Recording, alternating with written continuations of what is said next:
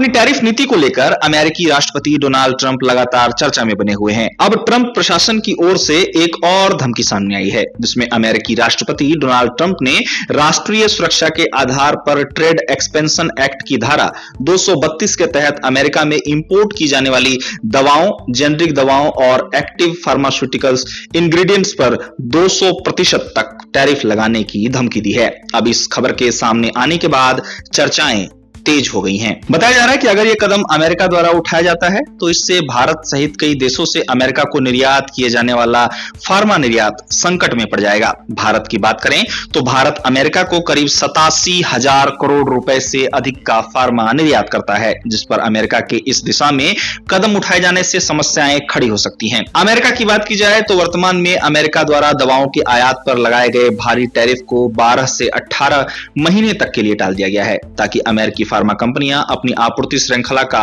समायोजन कर सकें और स्टॉक को जमा कर सके। साथ ही अमेरिका ने मोस्ट फेवर्ड नेशन प्राइसिंग की मांग की है, जिसके तहत दवा कंपनियों को अन्य विकसित देशों जितनी कम कीमत पर अमेरिका में भी दवाएं बेचनी होगी। बताया जा रहा है कि ऐसा नहीं करने पर दवा कंपनियों को भारी भरकम टैक्स देना पड़ सकता है। अमेरिकी सरकार का कहना है कि यह नीति अमेरिका के हित में है और यह नीति अमेरिका में दवाओं के उत्पादन को बढ़ाने में मदद करेगी। गौरतलब है कि अमेरिका में दवा आयात पर 10% टैरिफ लगता है। ऐसे में अमेरिका की वर्तमान ट्रंप सरकार द्वारा अमेरिका को एक्सपोर्ट की जाने वाली दवाओं, जेनरिक दवाओं और एक्टिव फार्मास्यूटिकल इंग्रेडिएंट्स पर 200% तक टैरिफ लगाने की धमकी भारत, चीन समेत अन्य देश जो कि अमेरिका को दवाइयों की सप्लाई करते हैं, उनके लिए नुकसानदेह साबित हो सकती है। इतना ही नहीं, ट्रंप के इस फैसले का असर अमेरिकियों पर भी पड़ेगा, क्योंकि अगर अमेरिका को एक्सपोर्ट की जाने वाली दवाओं, जेनरिक दवाओं और एक्टिव फार्मास्यूटिकल्स इंग्रेडिएंट्स पर 200%